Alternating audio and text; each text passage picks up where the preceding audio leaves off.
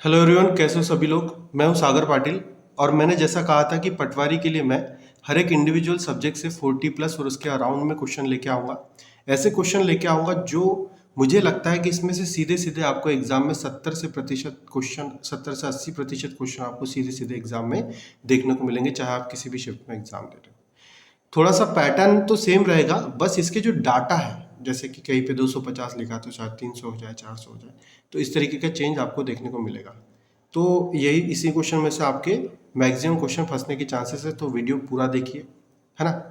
और इसी तरीके की वीडियो मैंने दूसरे सब्जेक्ट के लिए बनाया हूँ, उसको भी जाकर देख लीजिए, लिंक आपको डिस्क्रिप्शन में मिल जाएगी, है ना। 1 या 2 दिन में और जल्दी से जल्दी मैं उसको अवेलेबल करा दूंगा।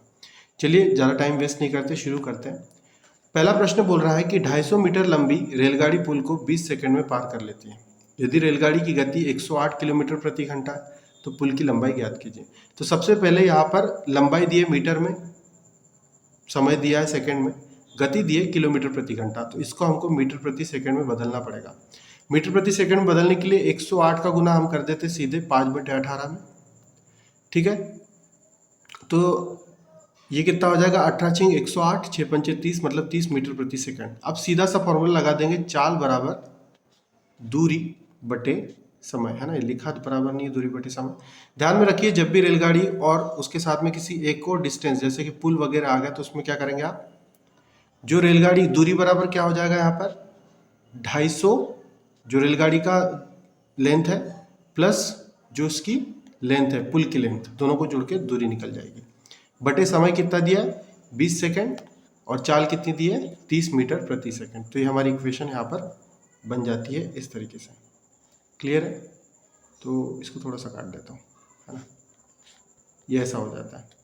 20 को इधर ट्रांसफर करेंगे तो कितना आएगा, 30 × 20 बराबर 600 बराबर 250 प्लस x, है ना। थोड़ा बड़ा क्वेश्चन सबसे पहले ले लिया शायद मैंने, इजी क्वेश्चन भी आ गए, ऐसा नहीं है कि टफ ही टफ क्वेश्चन आप लोग को देखने को मिलेंगे, ठीक है।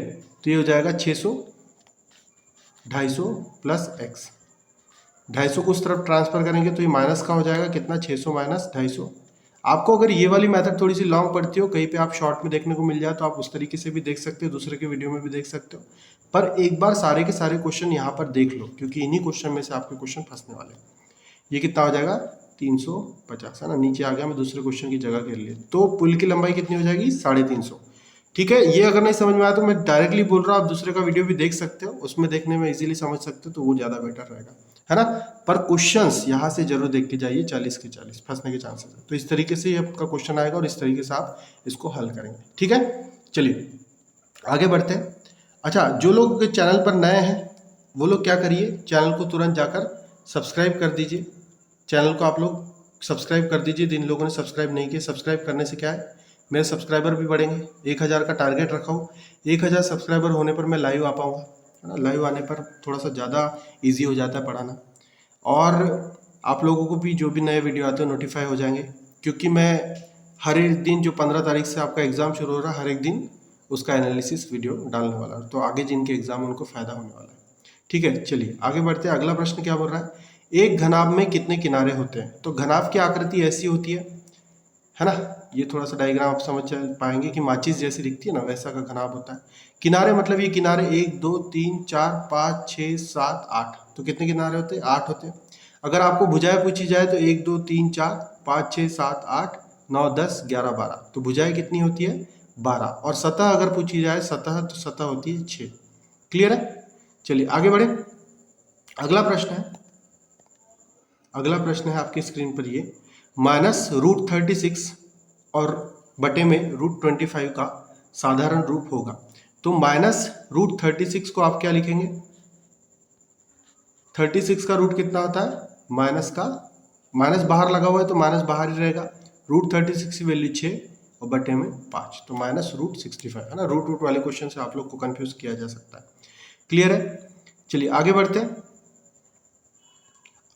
औसत ज्ञात करें, क्या दिया, औसत ज्ञात करें। कुछ संख्या दी है 45 65 40 35 25। औसत का फॉर्मूला क्या होता है, औसत बराबर होता है जो भी दिया हमारे पास में परिणाम उन सभी का जोड़, योग बटे में संख्या। तो योग कितना होगा, 45 + 65 + 40 + 35 + 25 बटे में कितनी संख्या कितनी है, 1 2 3 4 5, तो 5 लोगों का हम लोग औसत निकालें तो बटे में 5। सॉल्व करेंगे इसको, आगे क्या आ जाएगा, 5 इकाई इकाई को देखिए, 5 5 दूनी 10, 5 तिया 15, 5 चौक 20, शून्य आ गया, हासिल का 2 पहुंचा दिया मैंने, 2 और 4 6, 6 दूनी 12, 12 4 16, 16 3 19, 19 और 2 21, तो ये आ गया 210 बटे 5। सॉल्व करेंगे तो 5 चौक 20, 5 दूनी 10, 42 आ जाएगा इसका सीधा सीधा औसत, है ना। इसको इतनी इजीली आप लोग सॉल्व कर सकते हैं। और आगे बढ़ते हैं। अगला प्रश्न है, एक वर्ग और एक आयत के परिमाप समान है। क्या बोल रहा है, वर्ग का और आयत का परिमाप समान है। वर्ग की भुजा 12 सेंटीमीटर है, यदि आयत की लंबाई 16 सेंटीमीटर है तो आयत का क्षेत्रफल क्या होगा, है ना। क्वेश्चन आप लोग देखिए, समझिए इसको। क्षेत्रफल से इजी भी होता है क्वेश्चन करना, और क्षेत्रफल से क्वेश्चन पूछे भी जाते ज़्यादा से ज़्यादा, तो इस टाइप के चैप्टर को मत छोड़िए, इसको करिए, है ना। क्या है कि अभी है टाइम, मेहनत कर लो, इसके बाद पता नहीं कि एग्जाम आएगा या नहीं आएगा। वर्ग और एक आयत के परिमाप समान है, तो यहाँ पर दिया है वर्ग की भुजा 12 सेंटीमीटर, तो वर्ग का परिमाप क्या होता है, वर्ग का परिमाप होता है 4 गुना भुजा। तो परिमाप यदि हम निकालने गए तो क्या आएगा, 4 गुना 12 मतलब 12 चौक 48। यही किसका परिमाप है, आयत का। तो आयत का परिमाप क्या होता है वैसे, लंबाई धन चौड़ाई और दोनों का दुगुना, और इसकी वैल्यू कितनी है 48, यही है। लंबाई कितनी दी है 16, लंबाई दी है 16, चौड़ाई को चौड़ाई रहने दो, 2 को उधर ट्रांसफर कर दिया तो बटे में जाएगा, 48 बटे 2 मतलब 24, इसके बटे में 2 ले जाओगे आप, इस तरीके से इसको काटोगे तो कितना आएगा 24 आएगा। तो चौड़ाई कितना हो जाएगा, सिंपल, ये प्लस में था इस तरफ ट्रांसफर ले जाएंगे तो 24 माइनस 16 कितना 8, चौड़ाई आ गई आपकी 8 और लंबाई आपकी दी हुई है कितनी, लंबाई दी हुई है 16, लंबाई है 16, चौड़ाई है 8, तो आयत का क्या पूछा है, क्षेत्रफल, यहाँ पे पूछा है आयत का क्षेत्रफल क्या होगा। तो आयत का क्षेत्रफल क्या होता है, क्षेत्रफल आयत का, थोड़ा सा बड़ा कर देते हैं, क्षेत्रफल क्या होता है आयत का, लंबाई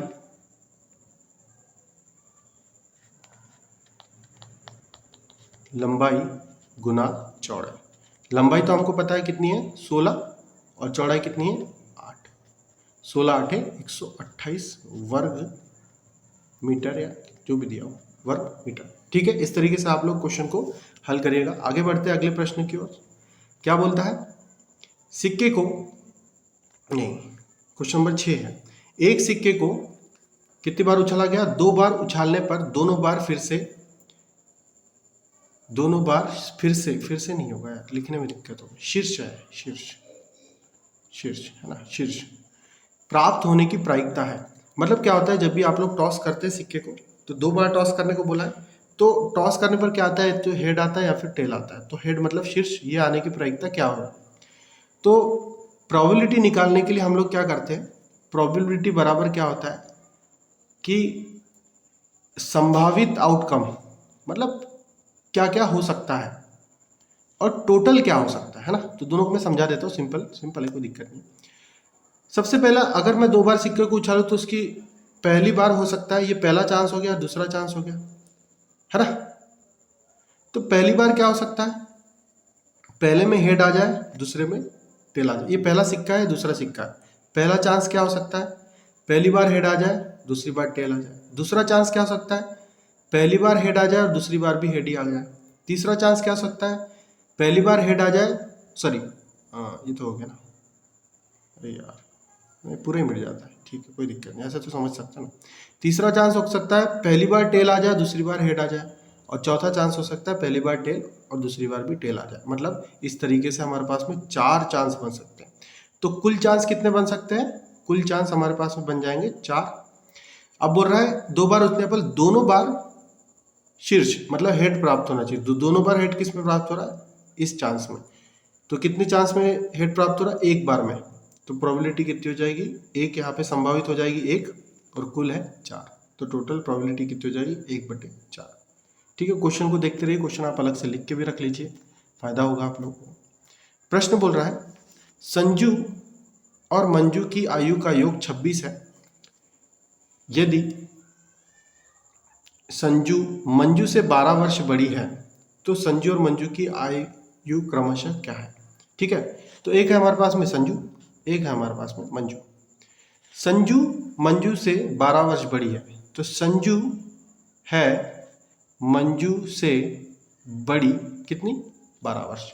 संजू है मंजू से कितनी बड़ी है और कितनी? 12। ठीक है, ये इक्वेशन बन गई है अपने पास।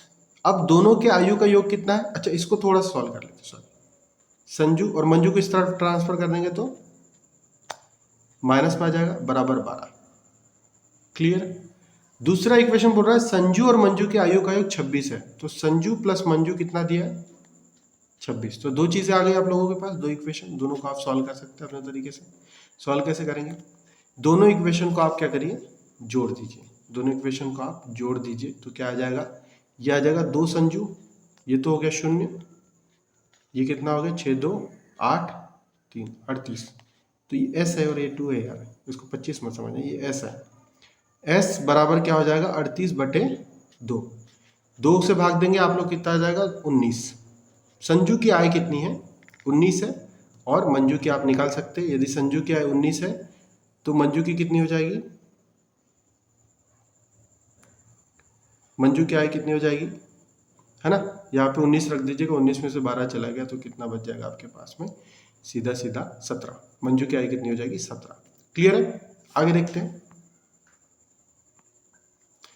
हमारे पास में दिया है क्वेश्चन, 50 खिलौने हैं जिसमें से 50 खिलौने हैं जिसमें से 10 खिलौने रिमोट से नियंत्रित होते हैं। इसकी क्या प्रायिकता है कि जब एक बच्चा यादृच्छिक रूप से, मतलब एक जस्ट रैंडमली एक कार का चयन करता है, कार मतलब या खिलौना ही होगा शायद, तो वह एक गैर रिमोट नियंत्रित गाड़ी होगी। मतलब खिलौना है, गाड़ी वाला खिलौना है। टोटल खिलौने हमारे पास में है 50, उसमें से 10 चलते हैं रिमोट से और बिना रिमोट के चलते हैं, बिना मतलब बी लिख दिया मैंने, बिना रिमोट वाले कितने हो गए? 40 हो गए। ठीक है, तो बोल रहा है प्रोबेबिलिटी निकालिए यदि बच्चा कार या खिलौना निकालता है तो बिना रिमोट वाला होना चाहिए। तो टोटल जब भी निकालने गया तो टोटल खिलौने कितने? 50, और जो निकाल रहा है बिना रिमोट वाले 40। तो जब प्रोबेबिलिटी निकालेंगे तो बिना रिमोट वाले की प्रोबेबिलिटी निकालने के लिए क्या आ जाएगा? संभावित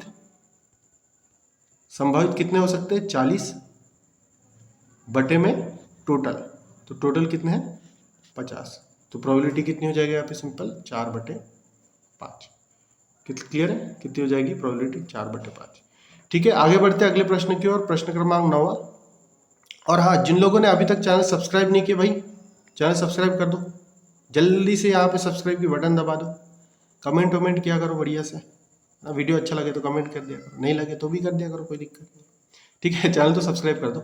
अपने दोस्तों को भी बोलो यार, जिन लोग को पटवारी का परीक्षा दे रहे कोई समझ में नहीं आ रहा है। चलिए, सैम अपने चाचा की आयु का 4/5 है। चाचा की आयु का 4/5 है। यदि चाचा सिमी की आयु का 2 गुना है, जब सेवी नहीं होगा यार, ये होना चाहिए सैम। यार क्वेश्चन लिखने में क्यों गड़बड़? जब सैम 25 वर्ष का होगा, नहीं सॉरी, सैम नहीं होगा, से भी लिखा है ना, तो सेम ही हो सकता है ना। सिमी है, सी भी नहीं लिख दिया, सिमी है। जब सिमी 25 वर्ष का होगा तब सैम की आयु क्या होगी? ठीक है, सबसे पहले सैम को लिख देते हैं अपन। सैम की आयु उसके चाचा का कितना है? 4/5। चाचा का 4/5। क्लियर है? अब बोल रहा है जो चाचा सिमी की आयु का 2 गुना है, तो चाचा जो है सिमी की आयु का 2 गुना है। तो हमारे पास में 2 इक्वेशन है यहाँ पे। पहला हमने लिख लिया कि जो सैम और चाचा है 4/5 है, चाचा सिमी से 2 गुना है। क्लियर है? ये 2 इक्वेशन हो गए। आगे बढ़ते हैं, क्या बोलना है, क्या करना है अब? तो जब कौन है? सिमी। जब सिमी क्या है? जब सिमी कितने वर्ष का होगा? 25 साल का होगा। कितने साल का होगा यार? 25 साल का होगा। तो हम सिमी को रख देते 25। ये इक्वेशन में हमको सिमी दिख रहा है, यहाँ पे रख दो 25। तो चाचा कितना हो जाएगा भाई? चाचा जी हो जाएंगे 25 दूनी 50। जब चाचा जी 50 साल के हैं तो यहाँ पे चाचा को रख दो 50 पहली इक्वेशन में, चाचा जी को रख दो 50, तो क्या आ जाएगा 50 बटे में आ जाएगा चाचा की जगह, सैम ऊपर रहेगा बराबर 4/5। इसी को इधर साइड में ट्रांसफर करेंगे तो ऊपर में आ जाएगा 50 गुना में, है ना। इसको थोड़ा साइड में सॉल्व करता हूँ, ठीक है। तो सैम बराबर क्या हो जाएगा, सैम बराबर क्या हो जाएगा, 50 हमने ट्रांसफर कर दिया, 4/5 और गुना में 50, तो ये हल करने पर 5 × 5 5 दाम 50 और ये 40। सैम कितने वर्ष का हो जाएगा, 40 साल का। ठीक है, ये प्रोसेस को देखिए आप लोग, है ना। क्वेश्चन का स्क्रीनशॉट भी लेते चलिए, आपको ध्यान में रहेगा, है ना। अगला प्रश्न है, 2 वर्ष के लिए 10% प्रति वर्ष पर रुपये 1800 के चक्रवृद्धि ब्याज और साधारण ब्याज का अंतर क्या होगा। ठीक है, ये प्रश्न है आपके पास में। चलिए तो इसको सॉल्व करते हैं। जब भी आपको इस तरीके का क्वेश्चन आया, 2 वर्षों के लिए दिया, कोई भी प्रतिशत दर दियो, रुपये दिए हो, चक्रवृद्धि ब्याज और साधारण ब्याज का अंतर, तो 2 साल के लिए अंतर क्या होता है, यहाँ पे सिंपल देख लीजिए, उसका फॉर्मूला होता है PR²/100 का स्क्वायर, PR²/100 का स्क्वायर। सिंपली ये फॉर्मूला ध्यान रखिए, 2 साल के लिए चक्रवृद्धि ब्याज और साधारण ब्याज का अंतर। इसको जब हम लोग वैल्यू पुट करेंगे इधर साइड में, तो क्या आ जाएगा, P दिया हमारे पास में 1800, R दिया हमारे पास में 10%, तो 10 का गुना 10 का वर्ग बटे में 100 का वर्ग। सिंपल है, इसको नीचे सॉल्व करते हैं, क्या आ जाएगा, 1800 जगह पर रह गया, 10 का वर्ग 100, 100 गुना 100, ये 100 से 100 कट गया, ये 0 से 0 कट गया, तो यहाँ पर सिंपल सा अंतर कितना आ जाएगा आपका, सीधा सीधा 18 रुपये। अंतर कितना आ जाएगा, 18 रुपये, है ना। फॉर्मूला ध्यान में रखिएगा, PR²/100 का स्क्वायर। अगला प्रश्न है 11वां, एक आदमी 450 मीटर लंबी सड़क को 5 मिनट में पार कर सकता है, उसकी किलोमीटर प्रति घंटा चाल क्या होगी। ठीक है, तो हमें सीधा सा पूछा है चाल का फॉर्मूला हमें पता है, चाल बराबर दूरी बटे समय, पर वो बोल रहा है कि दूरी किस में होना चाहिए, किलोमीटर में, और समय होना चाहिए घंटे में। तो मीटर दूरी हमको दी हुई है 450 मीटर, इसको किलोमीटर में बदलने के लिए क्या करेंगे हम लोग, 1000 से भाग दे देंगे, ये दे दिया मैंने 1000 से भाग। ठीक है, ठीक है, तो 1000 से जब भाग दे देंगे तो ये कितना आ जाएगा, अभी इसको है ना ऐसे रहने दो, ज़्यादा नहीं करते हैं, दिक्कत नहीं देते। समय कितना है, समय दिया है 5 मिनट, उसको हम लोग को किस में बदलना है, घंटे में बदलना है, तो ये कितना हो जाएगा 5/60। मिनट को घंटे में बदलते तो कितना होता है 5/60, और ये हो गया अपने पास में किलोमीटर। ठीक है, तो अब हम चाल ज्ञात कर सकते हैं, चाल बराबर दूरी बटे समय, तो लगा दो सिंपल फॉर्मूला यहाँ से, चाल बराबर क्या हो जाएगा, दूरी हमने निकाल ली 450/1000, और इनके सबके बटे में कितना है समय, 5/60, ये ऊपर चला जाएगा, ये नीचे आ जाएगा। गाने किसने बजाने शुरू कर दिए भाई, तो ये हो गया 450/5, और 1000 तो था ही, 1000 नीचे आ गया, 60 ऊपर चला गया, ये ठीक है। यहाँ से 5 × 5 5 9 45, 9 6 54, ये 2 0 तो काट ही दो, 9 6 54, 54/10 मतलब 5.4 किलोमीटर प्रति घंटा। क्लियर है यहाँ पे चीज़। चलिए आगे बढ़े। अगला प्रश्न है, सुमन अपनी आय का 15% खाने पर, खाना खाती होगी, 20% घूमने पर, 30% किराए पर और खर्च करती है ना। यदि अंत में उसके पास 9000 रुपये शेष रह जाते हैं, शेष कितना रहता है 9000 रुपये रहते हैं, तो किरण की आय क्या है, अरे यार क्या हो रहा है, ये किरण नहीं है भाई, सुमन है ना, सुमन है, सुमन की आय क्या, नहीं तो सुमन की डिटेल दे रखी है और किरण का पूछ रही, ये तो बात जमी नहीं है, तो देख लेना भाई सुमन की चीज़ है ना। तो कैसे करेंगे, देखो मान लिया कि भाई सुमन के पास 2 चीज़ें है ना, एक चलता है परसेंट साइड में, एक चलता है रियल साइड में, बाद में कंपेयर कर लेंगे। परसेंट साइड में मान के चलो उसकी टोटल इनकम 100 है, 100% है, और रियल में उसकी इनकम कुछ होगी, x होगी, इसका मान ज्ञात करना है। 15% खाने पर, 20% घूमने पर, 30% किराए पर खर्च कर देती है, तो कितना करती है? 15 + 20 कितना हो गया? 35।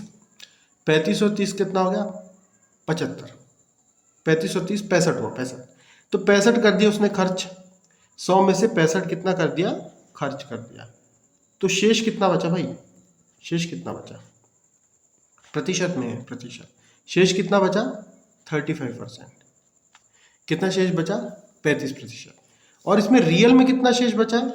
रियल में बचा है 9000। रियल में कितना बचा? 9000। तो यहां से सिंपल समझ में आ रहा है कि 35 का मान कितना है? 9000 है, तो 100 का मान क्या होगा? सिंपल है, मतलब 35 का मान हमारे पास में यहाँ पे 9000 दिया है, तो 100 का मान हम लोग निकाल सकते हैं। यहाँ से सीधा कंपेयर कर दीजिए, 35 की वैल्यू 9000, तो 100 की वैल्यू क्या होगी? तो ये क्वेश्चन मार्क निकालने के लिए आप लोग क्या करिएगा, इधर साइड में देख लो। तो ये क्वेश्चन मार्क निकालते समय सिंपल 9000 गुना 100 बटे 35, ठीक है। इसको थोड़ा सा हल कर लीजिए। क्या करते हैं, 5 से भाग देते हैं। 5 7 35, 5 एकम 5, 5 8 40, ये 1800 हो गया। और ये 2 शून्य को भी लगा दो साथ में। 7 का भाग इसमें दीजिए, 7 दूनी 14, 40 बचा। 7 पाना 35, फिर 7 7 49, फिर 7 एकम 7, 7 एकम 7 दशमलव 7 चौक 28, और 2 बचा तो 7 दूनी 14। तो इतना कुछ ऐसा आंसर आएगा, 25,711 रुपये उसकी इनकम होगी, ठीक है। आप फॉर्मूला ध्यान में रखिए, इतना कॉम्प्लिकेटेड गणित तो शायद ही देगा, पर फिर भी कैलकुलेशन आप लोग कर लीजिएगा इस तरीके का। आगे बढ़े, अगला प्रश्न है, ये भी प्रतिशत वाला क्वेश्चन है। प्रतिशत का इस प्रकार का भी क्वेश्चन आपसे सीधा पूछा जा सकता है। किसी शहर की जनसंख्या 1 वर्ष में 10% बढ़ जाती है, तो प्रारंभिक जनसंख्या ज्ञात कीजिए यदि 3 वर्ष बाद शहर की जनसंख्या 1,33,100 हो जाती है, ठीक है। तो भाई कोई शहर था जिसकी जनसंख्या x थी, पहली वर्ष में बढ़ी 10%, है ना। तो पहले वर्ष में बढ़ गई 10%। अब क्या बोल रहा है? 3 साल तक बढ़ाना है। पहले वर्ष में 10% बन गई, 100 थी, तो कितना हो गया? 10% बढ़ा के 100 पे 10 बढ़ गया, 110%। दूसरे वर्ष क्या हुआ? फिर बढ़ा 110/100, फिर तीसरे वर्ष 110/100। इस तरीके से आपको करना है ना। हर साल क्या होती है? 10% बढ़ जाती है, 110 हो जाती है। ऐसा करते करते 3 साल बाद कितनी हो गई? 1,3,3,1,0,0। क्लियर है? आपको इस तरीके से लिखना, इस प्रश्न को ऐसे ही करना। तो सिंपल इसको सॉल्व कर लेते हैं। 11 गुना, ये शून्य से ये शून्य कट गया, ये शून्य से ये कट गया, नीचे बच गया 3 शून्य, और ऊपर बचा 11 का वर्ग 121, और 11 का क्यूब 1331, 1331/1000। इस तरफ रखेंगे, इस तरफ रखेंगे 13, अच्छा इधर भी 1331/0, अच्छा इसलिए दिया था, इजी। चलो, अब x का मान निकालने के लिए x को अकेले को इधर रहने दो, इसको इधर ट्रांसफर कर देंगे तो गुना में, इसको इधर ट्रांसफर करेंगे तो भाग में। कितना आ जाएगा? 1331,000 गुना 1000/1331। सिंपल, ये 100 बार कट गया पूरा, और आंसर आ गया हमारा सिंपल सा 100 गुना 1000 मतलब 1 लाख। कितना आ गया? 1 लाख। ये शून्य है, कितना आ गया? 1 लाख, ठीक है। तो शहर की शुरुआती जनसंख्या कितनी थी? 1 लाख, ठीक है। इस तरीके से ध्यान में रखना, ये जो मैंने शुरू में किया इस तरीके से आप लोग भी हल करना इजीली हो जाएगा। चलिए आगे बढ़े, क्या बोल रहा है अगला प्रश्न? राम और उसके पिता की आयु का अनुपात 3:4 है। कितना है पिता और राम का? 3:4। 4 वर्ष के बाद दोनों की आयु का अनुपात 5:6 हो जाता है, तो वर्तमान में राम की आयु ज्ञात कीजिए। चलिए हम लोग मान लेते हैं कि वर्तमान में जो बोला है वैसे ही है। यहाँ पे वर्तमान वाली स्थिति देखिए, राम अनुपात पिता क्या दे रखा है? 3:4। अब यहाँ पे 4 वर्ष का अंतर पड़ जाए, 4 वर्ष बाद क्या होता है? राम और पिता 5:6। इसको शॉर्ट ट्रिक से बता रहा हूँ, ये भी बढ़ गया है 2, 3 से 5 हो गया, ये भी बढ़ गया है 2, तो दोनों में कितने का अंतर पड़ रहा है? 2 का। और इधर वर्षों का अंतर कितना पड़ रहा है राम और पिता में? 2 का। तो यहाँ से सिंपल करिए, 2 यहाँ पे अनुपात में पड़ रहा अंतर, रियल में 4 वर्ष का, तो 2 का मान कितना है 4 वर्ष। 2 का मान कितना है 4 वर्ष। तो राम की वर्तमान आयु कितनी है अनुपात में 3। तो सिंपल यहाँ से हम लोग ले लेंगे कि 2 का मान वर्ष में कितना है, अनुपात 2 का मान 4 वर्ष है, तो अनुपात 3 का मान, 3 का ही क्यों निकाल रहे हैं, क्योंकि जो राम है उसकी वर्तमान आयु 3 की इसमें दी है, तो 3 का क्या होगा कितने वर्ष, इसका गुना इधर कर दीजिए उसको बटे में, तो आ जाएगा आपकी क्वेश्चन मार्क की वैल्यू। क्वेश्चन मार्क बराबर इसका गुना इधर कर दिया, ये 3 गुना 4, इसको ले गए बटे में 2। इसी तरीके से आपको हल करना है, 3 चौक 12 बटे 2 बराबर 6 वर्ष। ठीक है, तो ये हो जाएगी हमारे राम भाई साहब की वर्तमान आयु। आगे बढ़े, ठीक है। हाँ भाई सब्सक्राइब करते चलो, क्या है सब्सक्राइबर करते नहीं हो तुम लोग, 3-3, 4-4 हज़ार लोग व्यू देख लेते हैं और सब्सक्राइबर देखो तो 10, 5, 15, ये क्या है, मज़ा नहीं आता फिर ऐसे में ना। चलो क्या बोल रहा है, √3/√4 और √4/√3 है ना, माइनस में है बीच में ये क्या है, ये डंडी क्या है, ये डंडी कुछ नहीं है ना, डंडी हटा दो। तो सिंपल ही क्वेश्चन है √3/√4 माइनस √4/√3 बराबर क्या। तो ये क्या को सॉल्व करने के लिए सिंपल सा है आपके पास में टेक्निक।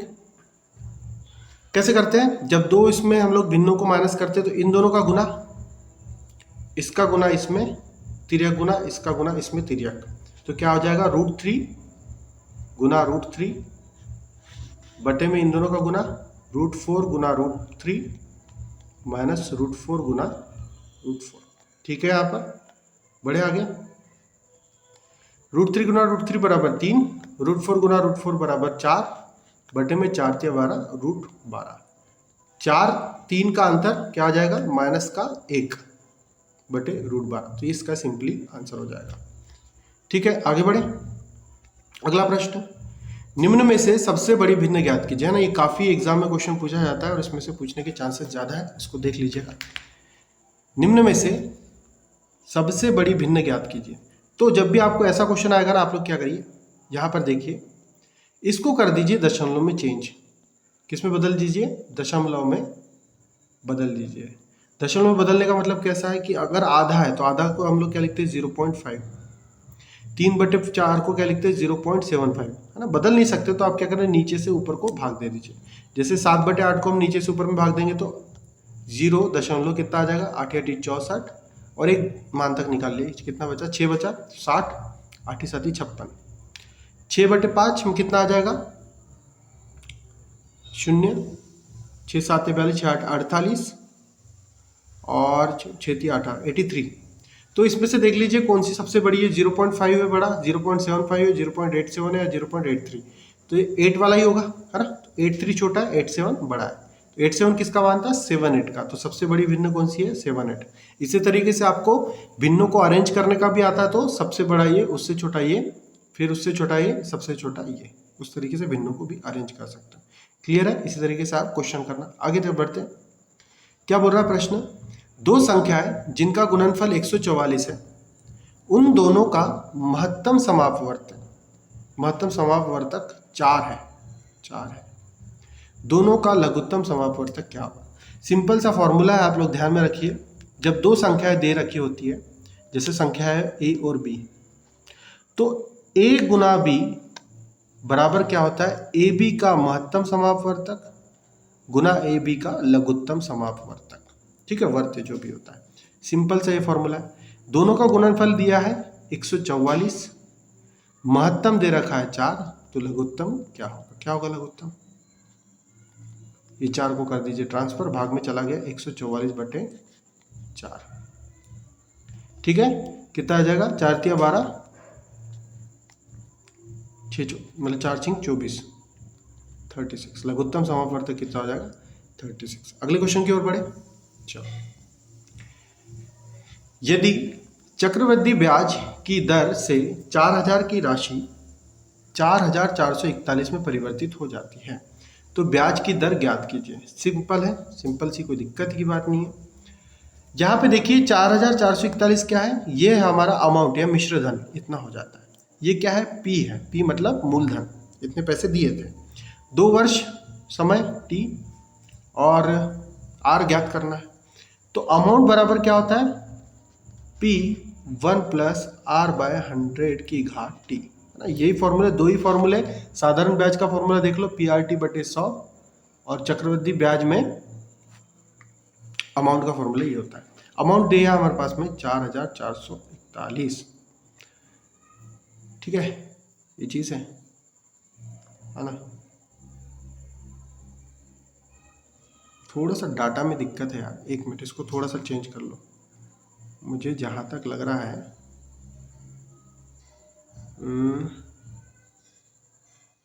मुझे जहां तक इसमें थोड़ी सी मिस्टेक लग रही है ना, बता दे रहा हूँ। ये 4441 नहीं होगा, ये है ना, ये जो दिया है ना, ये 4441 नहीं होकर यहाँ पे 4410 होना चाहिए, है ना। 4410 से करना आप इसको सॉल्व, तो 410 से ज़्यादा इसीलिए हो जाएगा, मतलब डाटा में चेंज कर रहा हूँ मैं। 4410 कर दीजिए, इसको करो 4000, पी तो है 1 प्लस R बाय 100 की घात कितनी, टी मतलब 2 वर्ष। आगे बढ़ते हैं, तो ये कितना हो जाएगा, थोड़ा इजी करने के लिए डाला था मैंने डाटा, 4410 बटे 4000, ये तो शून्य से शून्य कट गया, 1 प्लस R बाय 100 की घात 2। अब दोनों साइड से स्क्वायर हटाना है, तो हम दोनों साइड क्या करेंगे, स्क्वायर रूट लगा लेंगे। दोनों साइड क्या करेंगे, स्क्वायर रूट लगा देंगे, सिंपल सा। ये स्क्वायर रूट हटाएंगे तो 2 हट जाएगा, यहाँ पे आ गया 1 plus R by 100, square root लगाए। 441 किसका स्क्वायर होता है, 21 का, 400 किसका होता है, 20 का, तो R बाय 100 कितना आ जाएगा, R बटे 100, एक को कर देंगे इधर ट्रांसफर, 21 बटे 20 माइनस 1, कितना आ जाएगा,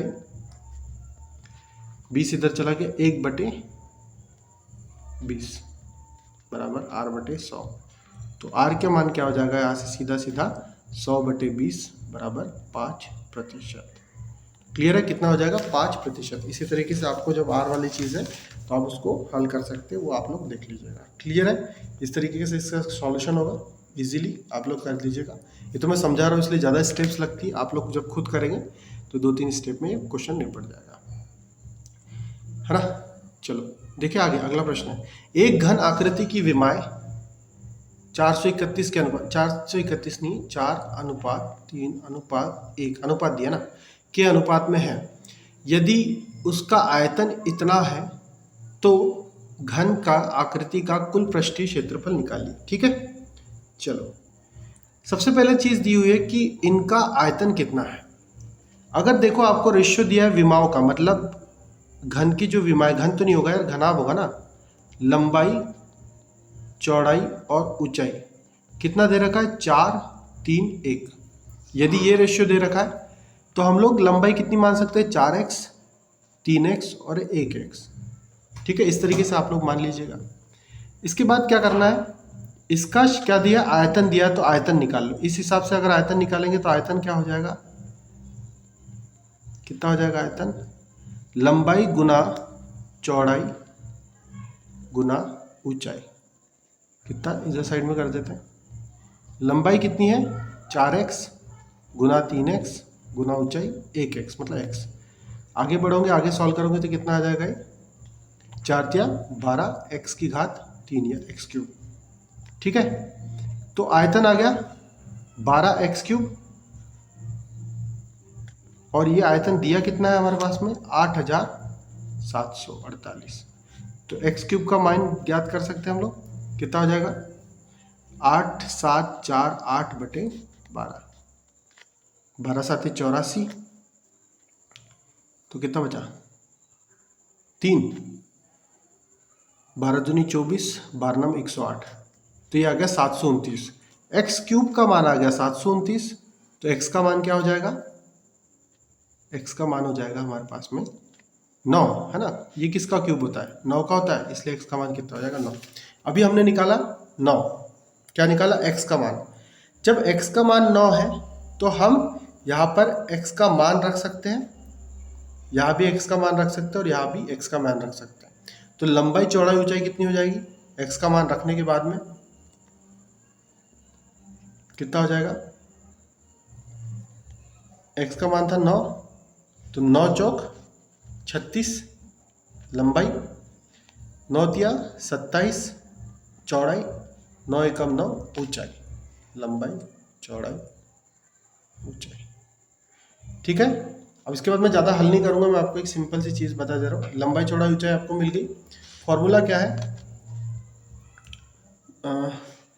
इसके पृष्ठीय क्षेत्रफल का फॉर्मूला क्या होता है? 2 गुना लंबाई गुना चौड़ाई प्लस चौड़ाई गुना ऊंचाई प्लस क्या आता है यहाँ पर, लंबाई गुना चौड़ाई, है ना। और हाँ इतना ही पृष्ठीय बोला है। अगर कुल बोलता है तो इसमें और एक क्या जोड़ देते हैं आप, ऊंचाई गुना लंबाई। ठीक है, तो इस तरीके से अगर आप इसको हल करेंगे तो क्या आएगा, 2 गुना लंबाई है 36, चौड़ाई है 27 प्लस 27 गुना 9। इस तरीके से आप इसको पूरा हल कर लेना और आपका जो पृष्ठीय क्षेत्रफल आपके पास में आ जाएगा। ठीक है, ये थोड़ा लंबा पड़ रहा है इसलिए मैं सॉल्व नहीं कर रहा हूँ, आप लोग कर ही लोगे, कोई दिक्कत की बात नहीं। क्वेश्चन ज़्यादा इंपॉर्टेंट है, उसको सॉल्व कैसे करना आप लोग देख लेना जल्दी से, है ना। चलिए अगला प्रश्न बोल रहा है, शबीना ने, अच्छा छोड़ दो ना आप लोगों पे, है ना, कर लोगे, इतना सा तो सिंपल है, कर लो ना। शबीना ने 9500 में एक फ्रिज खरीदा और उसे मान तुरंत मतलब जल्दी 8250 में बेच दिया, होने वाली प्रतिशत हानि क्या है? तो ये हो गया भाई अपना क्रय मूल्य, ये हो गया क्रय मूल्य, ये हो गया विक्रय मूल्य। ठीक है, तो हानि हुई है, हानि कितनी हुई है अगर आप देखो, हानि बराबर क्या हो जाएगा, क्रय मूल्य माइनस विक्रय मूल्य 8250, तो कितना आ जाएगा 1250 रुपये। 1250 की हानि हुई है, किस पर हुई, क्रय मूल्य पर 9500 पर, तो हानि प्रतिशत क्या हो जाएगा, जो भी हानि हुई है कितनी हुई है 1250 बटे में क्रय मूल्य 9500 गुना 100। तो इसको हल कर लीजिए, 2 शून्य से 2 शून्य कट गए, 5 से उड़ा देते हैं, है ना, 19 पंचे 95 होता है वैसे, 5 से उड़ा दें, 19 5 दूनी 10, 5 5 25 और शून्य, मतलब 250 बटे 19 आ गया, 250 बटे 19, 19 का पहाड़ा पढ़ लीजिए, 19 से कम 19, है ना, कितना बच गया यहाँ पर 6। ठीक है, 19 दूनी 38, 19 दिया 57, तो 13 पॉइंट समथिंग समथिंग, हाँ कुछ भी आएगा यहाँ पे, 13 पॉइंट समथिंग समथिंग आपकी क्या आ गई, प्रतिशत हानि आ गई। क्लियर है, चलिए आगे बढ़े। अगला प्रश्न, बड़ा सा प्रश्न लिखा है, एक संस्थान में लड़कियों के 2/7 हिस्से, मतलब जो भी लड़कियां होगी उसका 2/7 और लड़कों के 1/3 हिस्से ने एक सामाजिक कैंप में भाग लिया था। यदि लड़कों से लड़कियों का विद्यालय में अनुपात इतना है तो कॉलेज के छात्रों की कुल संख्या का कितना भाग कैंप में प्रतिभागी था? अच्छा, कॉलेज के छात्रों की कुल संख्या का कितना भाग पूछ रहा है। चलो सॉल्व करते हैं। सबसे पहली चीज, ये जो 3:7 दिया है, मान लियो कि लड़कों की संख्या है 3, लड़कियों की संख्या है 7। ठीक है, ये हो गए बॉयज, ये हो गए गर्ल्स, तो टोटल कितने हो गए भाई, टोटल हो गए 7 3 10, यहाँ तक ठीक है। अब बोल रहा है कि लड़कियों का 2/7, तो ये गर्ल्स थी 7, तो 7 का 2/7 ने भाग लिया, तो कितना हो गया, अच्छा जो भी हुआ, और लड़कों का 1/3, ये 3 का 1/3, ये लोग कौन है, ये भाग लेने वाले व्यक्ति, ये भी भाग लेने वाले व्यक्ति। ठीक है, तो भाग लेने वालों में से ये कितना आ गया, ये 1 आ गया, ये 3 से 3 करके 1 आ गया, ये 7 से 7 करके कितने आ गए 2, तो 3 में से 1 व्यक्ति भाग लेता है, 1 लड़का, और 7 में से 2 लड़कियां भाग लेते हैं, तो टोटल कितने ले रहे हैं, 3 लोग भाग ले रहे हैं। टोटल भाग लेने वाले कितने हैं 3, और टोटल जो कॉलेज में बच्चे हो कितने हैं 10 कुल बच्चे, तो भाग लेने वालों का हिस्सा कुल में से कितना हो जाएगा, अगर मैं हिस्से की बात करूं तो 10 में से कितने भाग ले रहे हैं, 10 में से कितने भाग ले रहे हैं 3, 3/10, सिंपल सा इसका आंसर हो जाएगा 3/10। ये के अनुपात में सॉल्व कर दीजिए, वैल्यू निकालने की जरूरत नहीं। अगला प्रश्न है, एक समलंब का क्षेत्रफल ज्ञात करें जिसकी समांतर भुजाएं 5 व 7 सेंटीमीटर तथा इनके बीच की दूरी 6 सेंटीमीटर। सिंपल सा क्वेश्चन है। समलंब क्या होता है, ट्रेपेजियम, जिनको नहीं पता आप लोग देख लीजिए, ऐसा होता है ट्रेपेजियम। इसमें बोल रहा है कि जो समांतर भुजा, ये समांतर भुजा ये और ये पैरेलल है, ये 5 है और ये 7 है, इनके बीच की दूरी उभयनिष्ठ, मतलब ये लंबवत या फिर परपेंडिकुलर कितनी है, 6 सेंटीमीटर। अब ट्रेपेजियम का जो एरिया है, ये एरिया आप सिंपल सा याद कर लो फॉर्मूला। जैसे कि आप लोग त्रिभुज का देखते हो क्या होता है, हाफ इंटू लंबाई गुना ऊंचाई। तो यहाँ पर लंबाई क्या है, 2 लंबाई है, एक साथ भी है 5, तो लंबाई पहली प्लस लंबाई दूसरी गुना ऊंचाई कितनी है जो भी है ना, अभी सॉल्व करें। तो ये होता है हमारा ट्रेपेजियम का एरिया, समलंब का area, half into base 1 plus base 2 गुना हाइट। L1 कितना है, लंबाई 5 प्लस 7 गुना 6, 7 5 कितना भाई, इसको बोर्ड माउस से सॉल्व करो। सबसे पहले ब्रैकेट ऑफ करेंगे, ब्रैकेट ऑफ करेंगे तो 7 5 12, ये आ गया 6, बारछिंग 72, 72 का आधा 36, ये हो गया। आप 2 स्टेप में भी इसको उड़ा सकते हो, कोई दिक्कत नहीं। चलिए आगे बढ़े, अगला प्रश्न। अच्छा, अगला प्रश्न देखने से पहले चैनल को सब्सक्राइब कर दो, नहीं कर रहे हो तो, है ना, जल्दी जल्दी से हाथ चलाओ, जल्दी से बटन दबा दो सब्सक्राइब की, है ना। क्या यार, सब्सक्राइबर बढ़ाओ, सब्सक्राइबर बढ़ा नहीं रहे तुम लोग, हजार का टारगेट रख लो। क्या और यार, मैं ऐसा मरमर क्यों बना लेता हूँ, है ना। और कमेंट वगैरह भी कर दिया करो, ऊटपटांग कमेंट मत करना। एक पिछले वीडियो में देख रहा था भाई, कोई वीडियो में कमेंट किया था जिसने, वो बोलता है कि सर बोले गर्लफ्रेंड के कारण पढ़ नहीं पा रहा। यार देखो, ये इश्क मोहब्बत जो भी चीज़ है, ये ना जब भी कर रहे हो ना, एक टाइम पे 2 लोग से मत करो। एक तो पढ़ाई से कर लो, जो भी आपका ड्रीम बना है उससे कर लो, या फिर दूसरे करना हो तो आप किसी लड़की या लड़के से कर लो। क्योंकि क्या है, एक टाइम पे 2 से करोगे, दोनों में से एक जन नाराज होगा। ऑब्वियसली एक चीज़ है कि दोनों में से एक जन नाराज होगा, तो आप देख लो किसको नाराज करना चाहते हो, आपके ड्रीम को करना चाहते हो और लड़के लड़की को। कुछ देर के लिए पॉज कर दो, बाद में कर लेना ये सारी चीज़ें, है ना। एक साथ 2 चीज़ें हैंडल करना अभी अपने जैसे लोगों की बात, मतलब वो दम नहीं रहती, है ना, कि भाई एक साथ 2 हैंडल करो, नहीं कर पाओगे, है ना। इसलिए एक को ड्रॉप कर दो, जब सक्सेस मिल जाएगी उसके बाद में कर लेना, है ना। तो ऐसे उठपटांग कमेंट मत करना, पढ़ाई से रिलेटेड करो, ठीक है। क्या बोल रहा है, एक घड़ी की कीमत 450 है, यदि उसकी कीमत 30% बढ़ जाती है तो नई कीमत क्या होगी। अरे यार, 2 क्वेश्चन एक साथ हो गए, है ना, तो मैंने इसमें गैप नहीं दिया, शायद एक ही उड़ा देते, कोई दिक्कत नहीं। इसको कर लेते सबसे पहले, इस क्वेश्चन को। एक घड़ी की कीमत 450 है, यदि उसकी कीमत 30% बढ़ जाती है, तो घड़ी की कीमत 450 थी, मतलब खुद में 100%, उसमें 30% बढ़ जाता है तो कितना हो जाता है, 130 हो जाता है, ठीक है। तो पहले जो 450 था उसका कितना बढ़ गया, हो गया अभी 130%। 450 का 130%, तो कितना हो जाएगा, 0 से 0 काट दो, 13 पंचे 65, 13 26 13 52 और 6 58, 585 इसकी कीमत हो गई। क्लियर है, इतना सिंपल था। 30% बढ़ाने को बोला हमने, 130 कर दिया, खत्म। आगे देखते हैं, हटा दो। ओके, अगला प्रश्न है, यहीं पे दिया है, 2 प्रश्न एक साथ लिख दिए भाई, है ना, गुस्सा मत हो।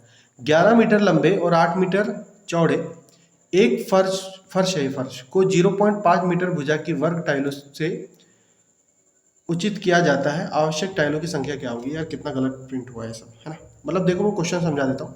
11 मीटर लंबा और 8 मीटर चौड़ा एक क्या है, फर्श है, मतलब आपके घर की जो जमीन है ना, जहाँ पर टाइल्स वगैरह लगा, तो ये कितनी है, 11 मीटर लंबी है ये, और 8 मीटर चौड़ी, ये बोल रहा है, ठीक है। अब क्या करना है, इसमें टाइल्स बिठाना है आपको, इतने इतने छोटे छोटे छोटे छोटे। इसकी डायमेंशन कितनी है, 0.5 मीटर।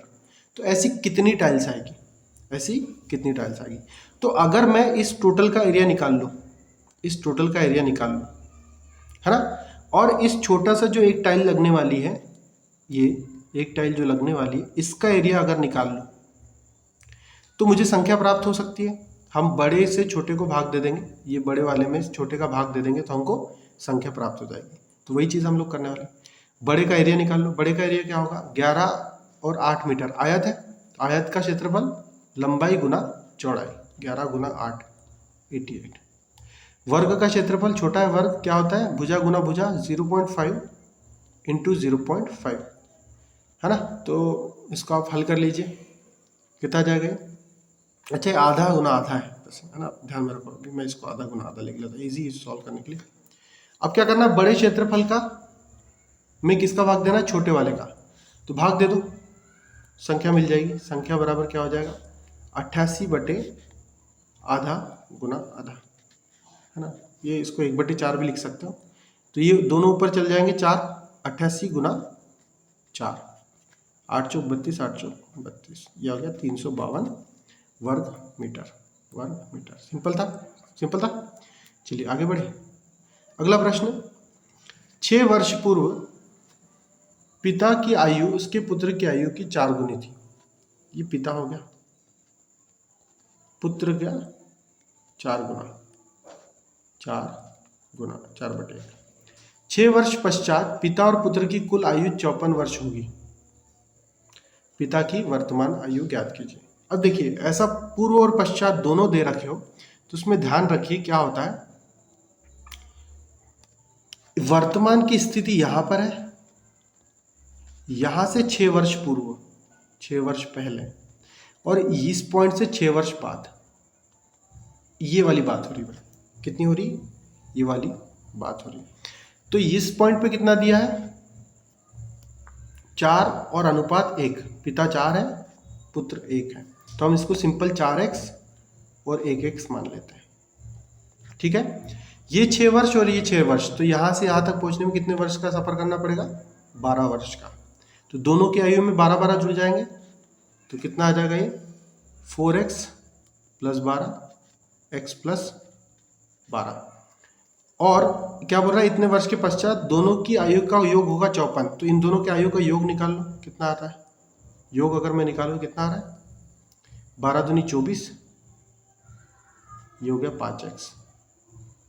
इसका मान कितना है टोटल 54, तो हम x का मान निकाल सकते हैं, तो x का मान कितना आ जाएगा, ये हो गया 30, ये 54 में से 24 इस साइड चला गया तो 30, और x आ गया 30/5, 6, कितना आ गया, x की वैल्यू 6 आ गई। अब x की वैल्यू यदि 6 आ गई है यहाँ पर, तो देखिए कहाँ पे था मैं, हाँ, तो x की वैल्यू आ गई हमारे पास में, यहाँ पर 6 आ गई, x के मान 6 आ गया। इस 6 को उठाकर हम लोग रख देते हैं इसमें, 6 वर्ष पहले वाले में, यहाँ पे 6 रखेंगे तो 6 चौक 24 हो गया, और यहाँ पर 6, ये तो 6 साल पहले की बात है। वर्तमान में क्या होना चाहिए, 6 साल जुड़ जाएंगे, तो ये हो जाएगा 30 का, पिता हो जाएगा 30 का +6, और पुत्र हो जाएगा 12 साल का। सिंपल, यहाँ से आंसर वर्तमान का 12 और पिता 30। इस तरीके का क्वेश्चन भी आपको सीधे एग्जाम में देखने को मिल सकता है। अब देखो क्या बोल रहा है, एक कक्षा में 18 लड़कों का औसत वजन इतना है और बाकी 6 लड़कों का औसत वजन 44.5 किलोग्राम है, बाकी 6 लड़कों है ना। तो कक्षा में सभी लड़कों का औसत वजन ज्ञात कीजिए। ठीक है, इस तरीके का जब आपको क्वेश्चन आएगा ना, तो आप क्या करिएगा, देखिए 2 टुकड़ों में दिया है, टोटल लड़के तो हमको पता है 18 और 6 कितने हो गए, 24, टोटल लड़के हमको पता है 24 है, पर आपको क्या दिया, 2 टुकड़ों में दिया, 18 का औसत अलग दिया है और 6 का औसत अलग दिया है। तो हम लोग क्या करते हैं, जो दोनों का औसत निकालना है उसके लिए सिंपल, इन दोनों का, ये 18 और उसके औसत का गुना कर दो, 18 गुना 52.5, दोनों को जोड़ दो, 6 गुना 44.5, बटे में संख्या कितनी है टोटल 24, ये हो जाएगा सभी लोगों का औसत। सिंपल, यहाँ से इतना इजीली आपको हल करना है। यहाँ पे क्लियर है ये चीज़, ठीक है, आप लोग कर लोगे, इसको सॉल्व करके देखिएगा आप लोग, है ना। कोका भागु योग बोडमॉस लगाना, उसको हल करना, इजी है, कोई सी बड़ा है करके नहीं छोड़ रहा हूँ मैं, इजी हो जाएगा, दिक्कत की बात नहीं, सॉल्व कर लेना, नहीं तो कर दूँ क्या, चलो कर ही देते हैं, हटाओ, क्या छोड़ो तुम लोग के लिए, है ना। चलिए कैसा होगा, ये यहाँ से 6 और यहाँ से 6 कॉमन ले सकते हैं, 6 बाहर निकाल दिया, 6 × 18, 3 बचा 52.5, ये 6 निकल गया था तो 44.5 ये बचा हुआ है, बटे में 24, यहाँ से 6 चौक 24 उड़ा दो, 4 बचा। ठीक है, चलो इसको थोड़ा सा इधर सॉल्व करते हैं।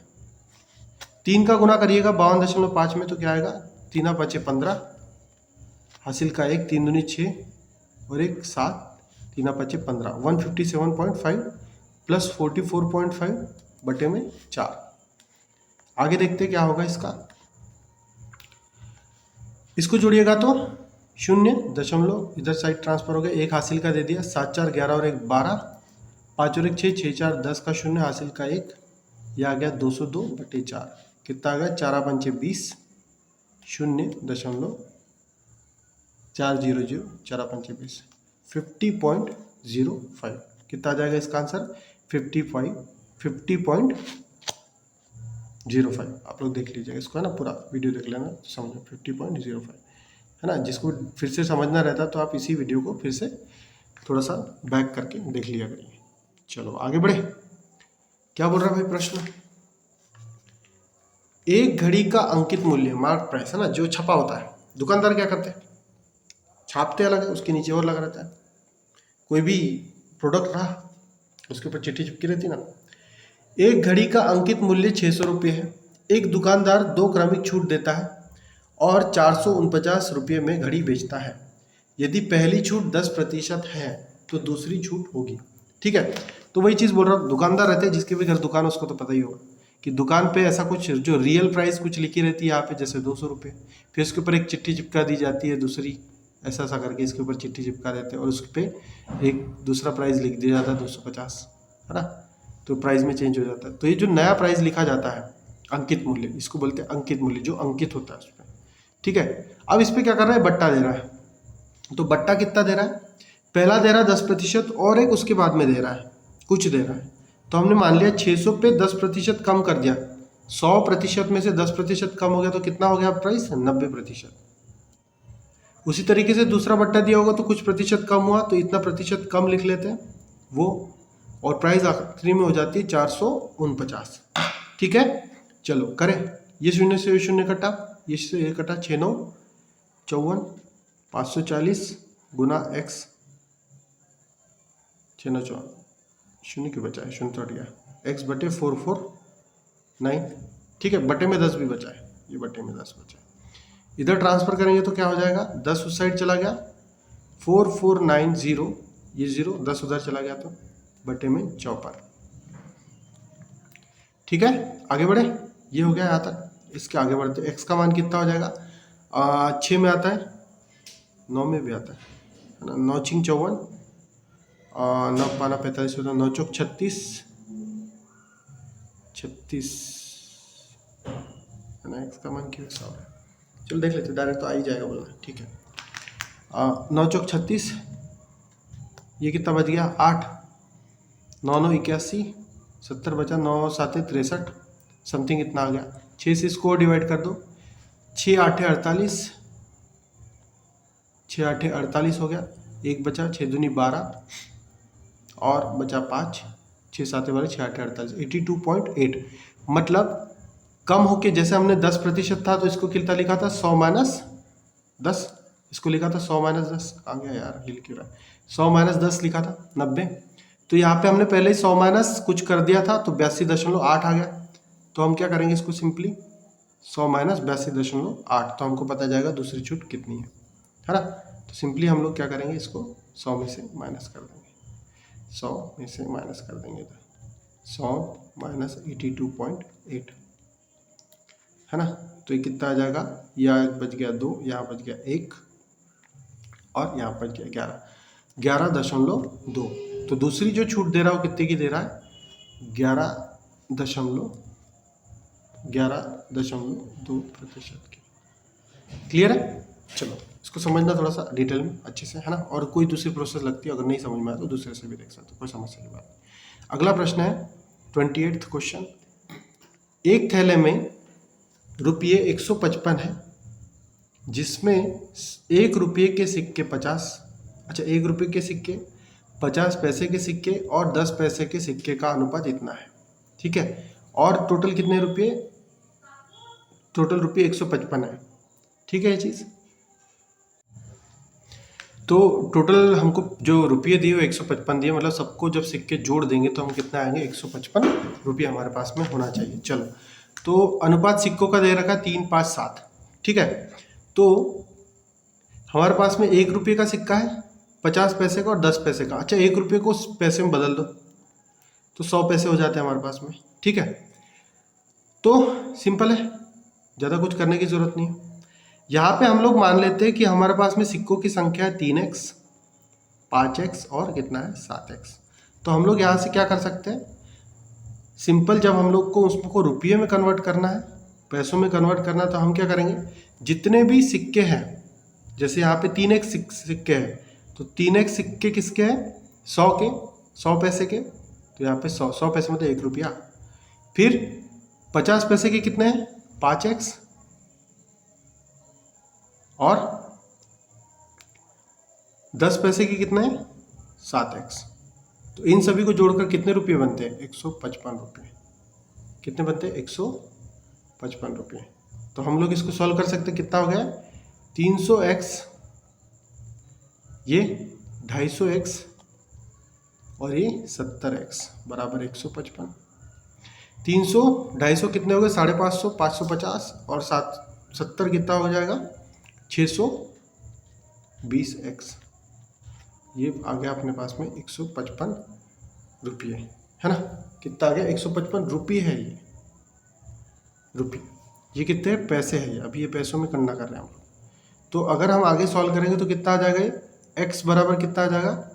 155 रुपये को पैसे में बदल दो, 00 बटे 620।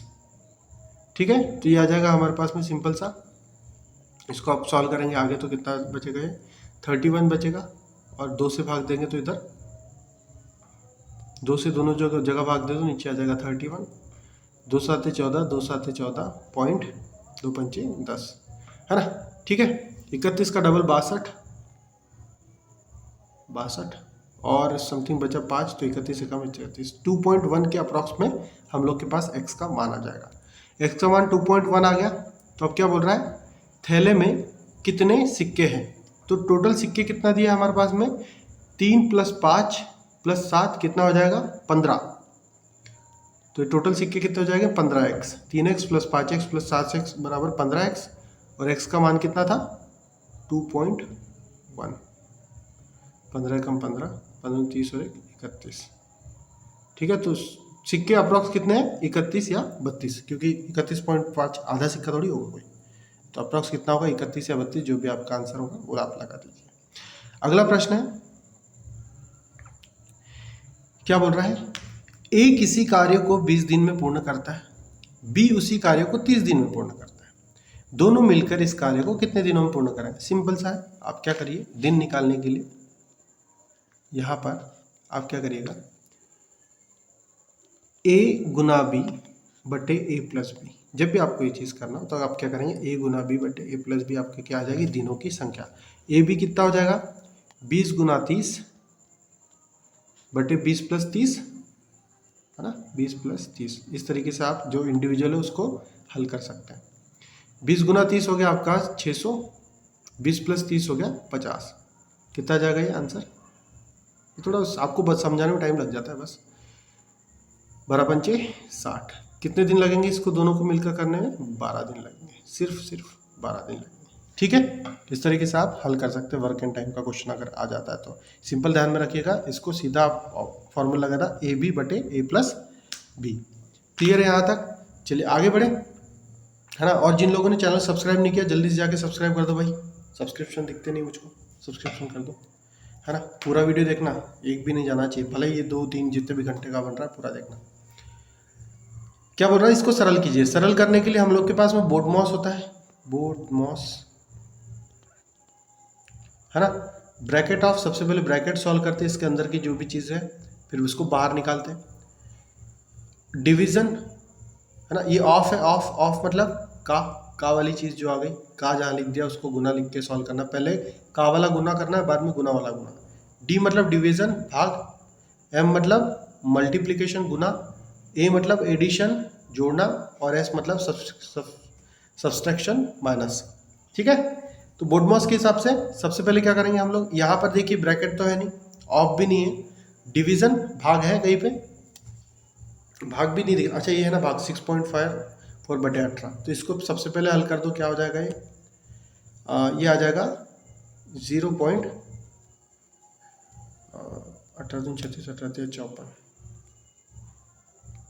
10 बचा। तो अप्रॉक्स में देखना पड़ेगा यार इसको, 8 होना चाहिए था तो इजीली हो जाता। ठीक है, 0.3 बचा। 18 × 54 हो गया। 54 60 में से अगर 64 में से 54 चला गया तो 100 बचा। 18 पंचे 90 होता है, 18 × 108 तो 0.35 अप्रॉक्स मान लेते हैं। इधर बच गया 0.7 गुना 0.4 और ये 12। ठीक है, यहाँ तक इसको बस हल किया मैंने। अब उसके बाद में क्या करेंगे, इनमें से सबसे पहले फिर गुना करेंगे, डिवीजन तो हो गया, मल्टीप्लिकेशन करेंगे। 7 चौक 28, इन दोनों को कर देंगे और दशमलव के बाद में यहाँ एक संख्या, यहाँ एक संख्या, दशमलव के बाद कितनी संख्या लगेगी, 2 संख्या के बाद 1 2, यहाँ लग गया दशमलव। 0.35 12 है ना, जिसके बाद में कोई साइन नहीं है उसके पास में प्लस कर रहे हैं। चलो क्या बोल रहा है, पहले जोड़ने वालों को दोनों को जोड़ दो, कितना आ जाएगा 12.28, इसको सीधा जोड़ेंगे तो -0.35। ठीक है, चलिए अब यहाँ पे सिंपल सी चीज़ है, क्या करिएगा, बड़ी में से छोटी घटाना है और बड़ी का साइन लगाना है। तो हम लोग इसको जब हल करेंगे, इधर साइड सिंपल हल कर देता आपको, 12.28 माइनस 0.35 पॉइंट, ये 3 ये 9 है ना, 11.93, ये आपका सिंप्लीफाई करने के बाद में इतना आंसर आ जाएगा, ये है ना, ये आपका आंसर आ जाएगा। चलिए आगे बढ़े।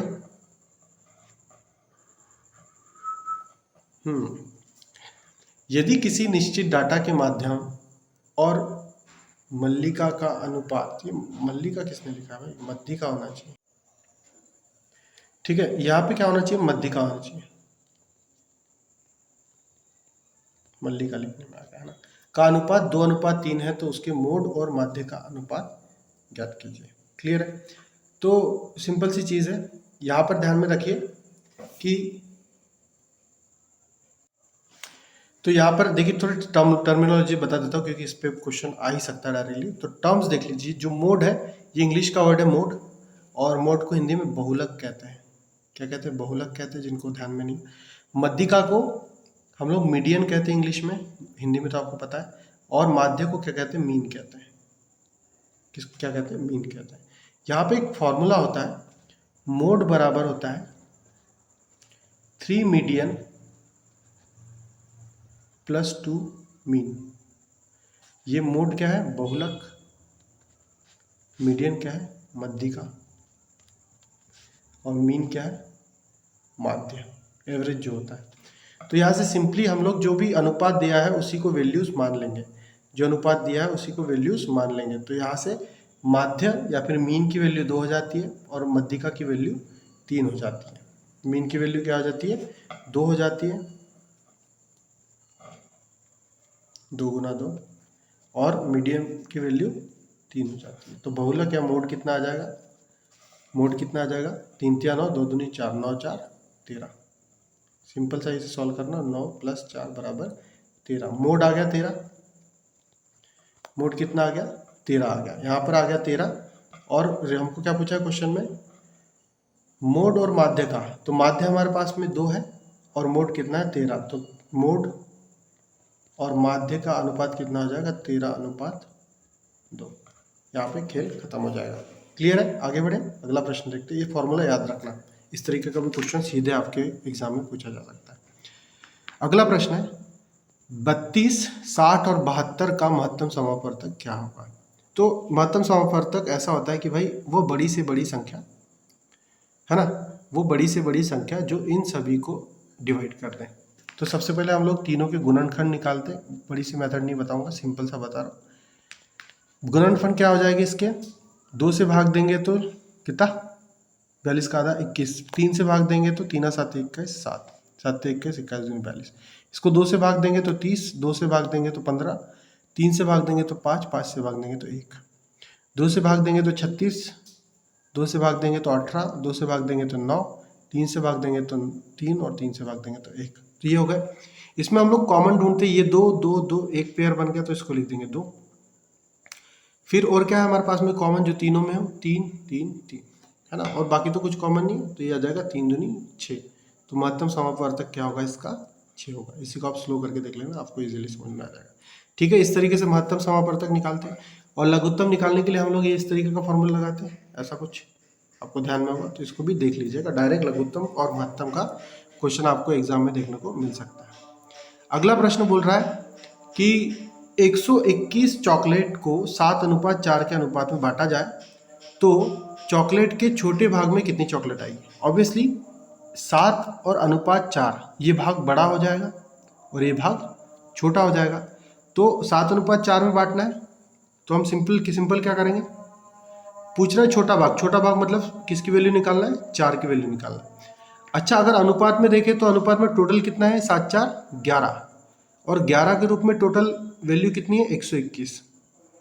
टोटल अनुपात में चॉकलेट कितनी है, 11, और टोटल वैल्यू कितनी है उसकी रियल में, 121। तो दोनों को कंपेयर कर सकते हैं कि 11 जो अनुपात में वैल्यू दे रखी है उसका रियल में मान कितना है, 121।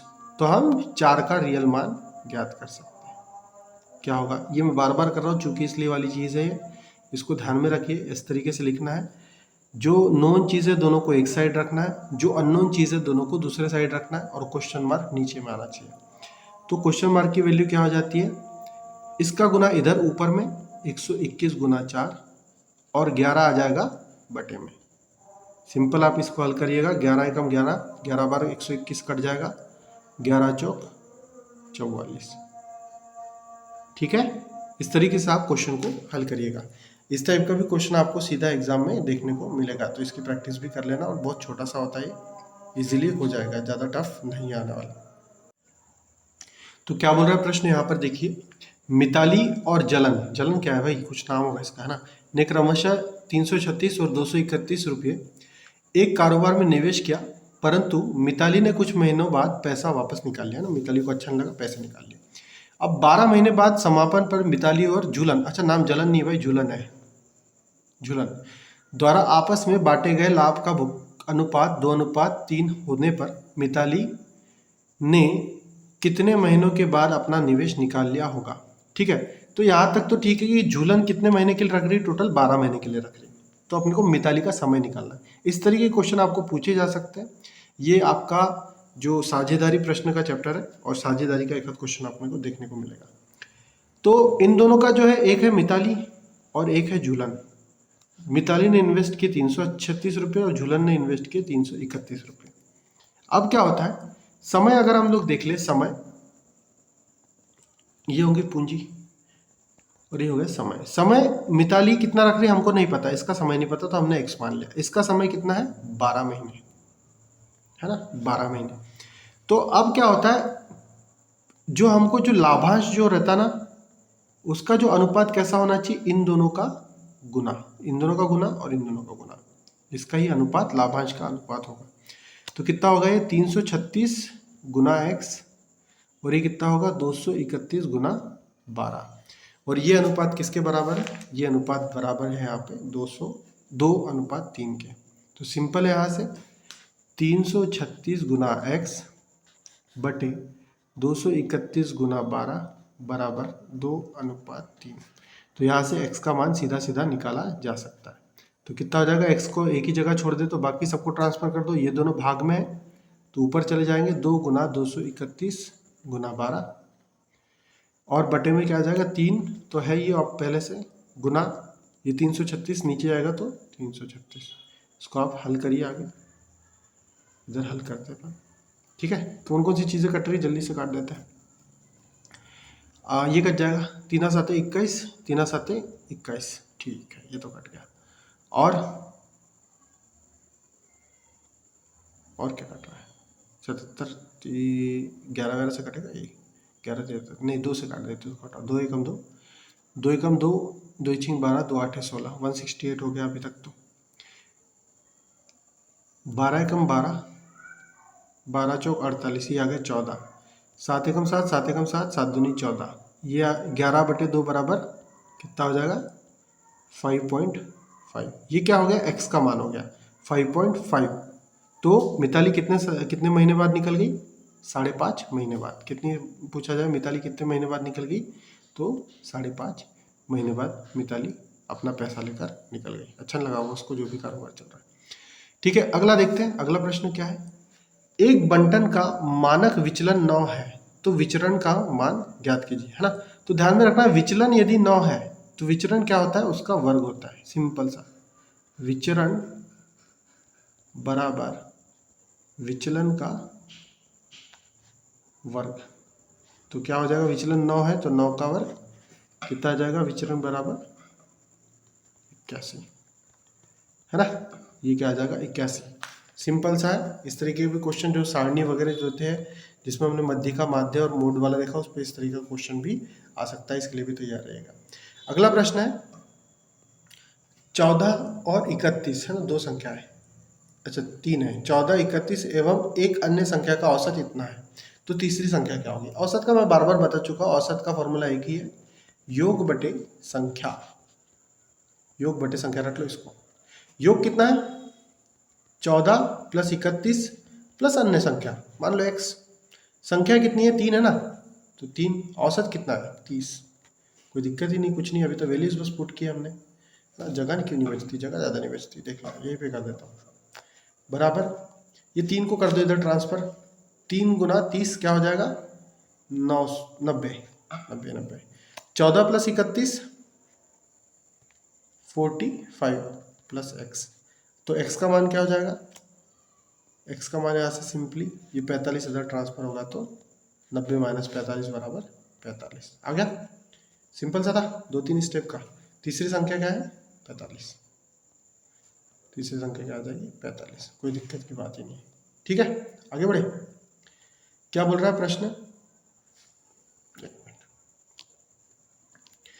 ताजे अंगूर में 80% पानी। अच्छा ये है थोड़ा सा दमदार क्वेश्चन, ये आपका मिश्रण टाइप का कुछ क्वेश्चन है, परसेंट से मिला के जो भी है देख लेना किसका क्वेश्चन है। तो 80% पानी है किसमें, ताजे में, और सूखे अंगूर में पानी निकल जाता है तो 10% पानी रह जाता है। यदि सूखे अंगूर का वजन 250 किलोग्राम है तब जब यह ताजा था तब उसका वजन कुल कितना था। तो चलो करते हैं इसको, कोई दिक्कत की बात नहीं। यहाँ पर बोल रहा है कि जो सूखा अंगूर है, जब अंगूर सूख गया तो थोड़ा सा पानी निकल गया, तो किसका वजन कितना है, 250 kg है। तो 250 kg में 10% पानी है, तो 250 का 10% अगर निकाल लूँ मैं तो सीधा देखिए यहाँ से, है ना, इसको थोड़ा छोटा कर देते हैं। 250 में 10% पानी मतलब कितना हो गया, 25। 25 क्या है, पानी है। 25 पानी है, 250 में से पानी घटा दो तो कितना बचा, अंगूर, सूखा अंगूर, सिर्फ अंगूर की बात करते हैं। तो अंगूर कितना बचा, 250 में से 25 चला गया, 225, है ना। 250 में से 25 घटा देना, ये हो गया। ये कब की बात है, सूखे वाले की। अब क्या बोल रहा है कि जब यह ताज़ा था, है ना, जब यह ताज़ा था तो उसका वजन कुल कितना था। तो देखिए यहाँ पर 10% पानी था जिसकी वैल्यू 25 है, तो ऑब्वियस है जब वो ताज़ा होता तो उसमें पानी कितना होता, 80%। 10% की वैल्यू 25 है तो 80% की वैल्यू कितनी होना चाहिए, तो यहाँ से 80% पानी की वैल्यू क्या हो जाएगी, 80 गुना 25/10, या फिर सिंपल 8 से ही गुना कर दो आप लोग। 8 गुना होगा ना, 10 से 80 हुआ मतलब 8 गुना हुआ, तो 25 का 8 गुना कितना हो जाएगा, 25 8 200, कितना हो जाएगा, पानी कितना हो जाएगा, 200। तो सूखे अंगूर में पानी था 25 और सूखे अंगूर में पानी था 25 और ताजे अंगूर में पानी था 200, और अंगूर तो वही है 225, तो ये कितना हो जाएगा टोटल, पानी 200 है और अंगूर 225, तो ये कितना हो जाएगा टोटल 425। ताजे में इसका कुल वजन कितना था, 425। अंगूर का ताजे में वजन कितना था, 425। सिंपल है ना। इसको और भी तरीके से आप लोग कर सकते हो, तो देख लेना। कुल मिला के मैं ये समझाना चाह रहा, थोड़ा सा डिफरेंट क्वेश्चन है तो मैं फिर से बता देता हूँ एक बार अच्छे से, है ना। एक और मैं बताना चाहता हूँ, इसी को रिपीट करके भी देख लो तो आ जाएगा समझ में। दो स्थिति है, एक है सूखा और एक है ताज़ा। तो जब ये ताज़ा था तो कुछ वजन होगा उसका, अब उसमें से पानी उड़ गया तो बचा 250 किलो। 250 किलो में से जब सूखा है तो बोलता है 10% पानी और 90% क्या रहता है अपने पास में, अंगूर का जो भी बचा हो। 10% पानी मतलब कितना परसेंट हो गया, कितना हो गया, 25 पानी 25 किलोग्राम, 250 ग्राम है तो 25 ग्राम, और 90% सिर्फ अंगूर है तो कितना हो गया ये 225 अंगूर। ठीक है, पर ये जब ताज़ा था, जब ये ताज़ा था तो इसका वजन कुछ होगा, हमको नहीं पता इसका वजन कुछ होगा। उसमें 80% पानी रहेगा और 20% क्या रहेगा, अंगूर। तो 20% की वैल्यू तो हमको पता है भाई, अंगूर का जो कंटेंट है, पानी उड़ जाने के बाद भी कंटेंट तो उतना ही रहेगा, वो तो नहीं उड़ेगा। तो ये कितना बचा, 225 ही रहेगा, ये सेम ही रहेगा। अब पानी देखिए, पहले 10% था, तो 10% पानी कितना था, 25 था, है ना। और अभी 80% हो गया तो कितना हो गया, 10 का मान 25 है, तो 80 का मान 8 गुना कितना हो जाएगा, 250। सॉरी 25 8 200, कितना हो जाएगा 200। तो ये टोटल वजन कितना हो जाएगा इनका, 425। ठीक है, इस तरीके से करिएगा। क्लियर है, चलो आगे बढ़ते हैं। प्रश्न बोल रहा है, देखिए क्षेत्रफल का और एक बार क्वेश्चन आ गया। तो 2-3 चैप्टर में आप लोग को बता देता हूँ, मैंने पहले भी बताया था, है ना। और हाँ भाई, सब्सक्राइब कर दो चैनल को, सब्सक्राइब। ये मैं बार बार बोलते रहूँगा, आप टेंशन मत लो, आपका दिमाग भी खराब हो ना, फिर भी बार बार बोलते रहूँगा जब तक आप लोग सब्सक्राइब नहीं कर देते, है ना। 1000 सब्सक्राइब तो चाहिए अपने को, जल्दी से कर दो। अपने फ्रेंड को बुलाओ, जिसको बताना बताओ, ये वीडियो शेयर कर डालो। एक चैप्टर है क्षेत्रफल, एक चैप्टर है औसत। देखे होंगे आप लोगों ने, इसके क्वेश्चन बहुत देखने को मिल रहा है। प्रतिशत का अभी भी हम लोगों ने देखा, प्रतिशत का जब भी देखा। ये 3 चैप्टर हो गए। रेशियो का आपको देखने को मिल रहा होगा क्वेश्चन, रेशियो का देख ही लो, इस तरीके से बन जाता है। भिन्न का एक क्वेश्चन आपको परफेक्टली देखने को मिल रहा है। औसत के तो 2-3 क्वेश्चन देखने को मिल जाएंगे, प्रतिशत के 2, क्षेत्रफल के 3 क्वेश्चन देखने को मतलब मिल ही जाएंगे। भिन्न के 2 क्वेश्चन तो फिक्स है भाई, भिन्न के क्वेश्चन कहीं नहीं जा रहे हैं। और फिर 3 3 6 7 8 9 10 तो क्वेश्चन यहीं पे हो गए। और मैं यदि बात करूँ तो कौन सा चैप्टर बच जाता है अपने पास, लाभ हानि, साझेदारी, है ना। तो मेन जो एक और चैप्टर है वो था ब्याज, चक्रवृद्धि और मिश्रधन। तो इसमें से 2 प्रश्न आपको कहीं नहीं जा रहे, ये तो आ रही है। लाभ हानि में से एक क्वेश्चन जरूर आएगा, साझेदारी में से एक क्वेश्चन आएगा। ये तो चलो नहीं भी पढ़ो तो ठीक है, पर ये जो चैप्टर है क्षेत्रफल, औसत, प्रतिशत, भिन्न, ब्याज, अच्छा प्रोबेबिलिटी में से एक क्वेश्चन आएगा फिक्स है भाई, प्रोबेबिलिटी में से। और सरलीकरण में से, कोका भागु योग वाला सरलीकरण में से 2 क्वेश्चन तो जरूर है। तो 2 2 2 4 द्वितीय 6 2 द्वितीय 6 7 8 9 10 11 12 13 अप्रॉक्स 15 से 16 क्वेश्चन आपको ये देखने को मिल जाएंगे। क्लियर है, तो ये चैप्टर को बिल्कुल भी मत छोड़िए, और भी डिफरेंट टाइप के वो भी क्वेश्चन करिए। ठीक है, अच्छा क्वेश्चन कहाँ छूट गया, क्वेश्चन इधर छूट गया, क्वेश्चन ही छूट गया मैंने। 37वां क्वेश्चन है, आखिरी में और 2-3 क्वेश्चन ही बाकी रह गए, जल्दी से देख लो। 6 सेंटीमीटर त्रिज्या वाले गोले को पिघलाकर 3 सेंटीमीटर त्रिज्या वाले कितने गोले बनाए जा सकते हैं। वही चीज़ है जैसे मैंने अभी पहले बताया था, आयत में से हम लोग टाइल वगैरह लगा रहे थे। तो देखिए यहाँ पर क्या है, 6 सेंटीमीटर त्रिज्या वाला एक गोला है, बड़ा सा गोला है ना गोला। तो इसका कुछ ना कुछ आयतन होगा, उसको हम पिघला देते हैं। इसकी त्रिज्या कितनी है, 6 सेंटीमीटर। अब हमको 3 सेंटीमीटर वाले कितने सारे ऐसे गोले इससे बनाए जा सकते हैं। तो ध्यान में रखिए, जो इस बड़े वाले का आयतन है, वही आयतन इन सभी को जब मिला दे, जितनी भी संख्या होगी, तो ये दोनों का आयतन बराबर होगा। मतलब इनको जब मिलाएंगे तब ये बनेगा। ठीक है, तो अगर मैं छोटे वाले किसी के एक का आयतन ज्ञात कर लूँ, उससे बड़े वाले आयतन को भाग दे दूँ, तो मुझे वो संख्या मिल जाएगी। तो बड़े वाले का आयतन क्या होगा, बड़े वाले का आयतन, गोले का आयतन क्या होता है, पहली बात, गोले का आयतन होता है 4/3 पाई r क्यूब। तो r क्यूब मतलब 6 का क्यूब।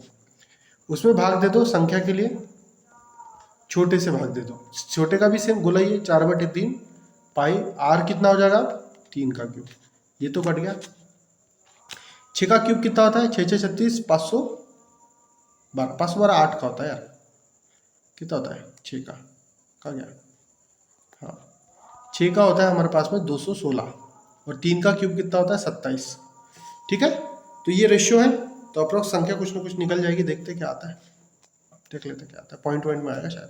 3 से भाग दे देते, 3 7 21, 3 दूनी 6, 3 9 27, 9 8 72।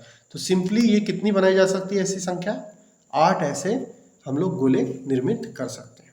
क्लियर है, चलो इस तरीके से करिएगा, भाग बस देना होता है। जब भी आपको संख्या पूछी जाए तो छोटे का भाग बड़े में दे दीजिए, चाहे वो टाइल हो या इस तरीके का।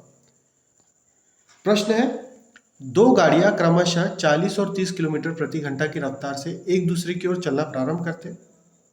यदि प्रारंभिक दूरी 350 किलोमीटर है तो कितने समय बाद वह एक दूसरे को क्रॉस करेंगे। फिर से एक और जो चैप्टर छोड़ दिया था, समय दूरी। समय दूरी में से भी 3 क्वेश्चन लिख लो भाई। एक और रेलगाड़ी वाले आने वाला है, एक हो सकता है बोट वाला आ सकता है। मैंने बोट का क्वेश्चन लिया कि नहीं मुझे ध्यान में नहीं, पर वो भी कर लीजिएगा। बोट वाला क्वेश्चन है ना, कि प्रवाह की गति इस तरफ चल रहा है, प्रवाह से विपरीत दिशा में चल रहा है, ऐसा वाला एक क्वेश्चन वो हो सकता है। एक क्वेश्चन तो सिंपल सब चाल बराबर दूरी बटे समय पर हो सकता है, एक क्वेश्चन रेलगाड़ी पर हो सकता है, और एक क्वेश्चन देखिए इस तरीके से जिसमें सापेक्ष गति होती है। क्या होती है? सापेक्ष गति वाला, है ना, सापेक्ष वाली चीज, या फिर हम जिसको कहते हैं रिलेटिव स्पीड। तो जब ध्यान में रखिए, ये दोनों क्या कर रही है? अपोजिट में चल रही है। दो गाड़ियां 40 और 30 किलोमीटर प्रति घंटा की रफ्तार से एक दूसरे की ओर चल रही है। एक दूसरे की ओर चल रही है मतलब ये इधर जा रही है और ये इधर जा रही है। प्रारंभिक में मतलब जब ये यहाँ पे थी और ये यहाँ पर थी, तो इनके बीच की दूरी कितनी थी? 350। तो अब इनको ये 350 की दूरी दोनों मिलकर तय करना है।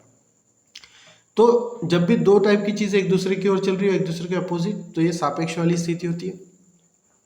जब एक दूसरे की ओर चल रही हो तो स्पीड जुड़ती है, और एक दूसरे से दूर जा रही हो तो स्पीड एक दूसरे के समान जा रही हो तो,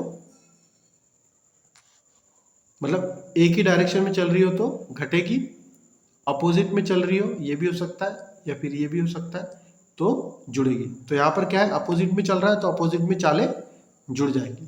तो यहाँ से सिंपली चाल बराबर क्या हो जाएगा? चाल बराबर चाल 1 प्लस चाल 2 क्या होगी? 40 प्लस 30 किलोमीटर प्रति घंटा। तो ये कितना हो जाएगा? 70 किलोमीटर प्रति घंटा। ठीक है यहाँ पर। तो चाल हमारे पास में आ गई। अब सिंपल से लगा दीजिए, चाल बराबर दूरी बटे समय। तो दूरी कितनी है? 350, और समय हमको पता नहीं, चाल की जगह रख दीजिए 70। 70 बराबर 350 बटे समय। तो समय आ जाएगा कितना? समय को इधर ट्रांसफर करेंगे तो समय बराबर 350 बटे 70। ये शून्य से शून्य कैंसिल, 7×35, 5 घंटे। तो इन दोनों को एक दूसरे को क्रॉस करने में कितना समय लगेगा? 5 घंटे लगेंगे, है ना। ये सापेक्ष वाला क्वेश्चन है, इसको इसी तरीके से करना है। इसको देख लीजिएगा, इस तरीके से आप स्क्रीनशॉट भी ले सकते हैं। पूरा का पूरा हल इस तरीके से आपको करना है। ठीक है, अगले प्रश्न की ओर चलते हैं। क्या बोल रहा है? 39 प्रश्न, 2 प्रश्न बाकी है ना। बने रहिए, देख लीजिए जो कंप्लीट। एक कार समान दूरी 20 किलोमीटर प्रति घंटा और 15 किलोमीटर प्रति घंटा की रफ्तार से पूर्ण करती है, औसत चाल ज्ञात कीजिए, है ना।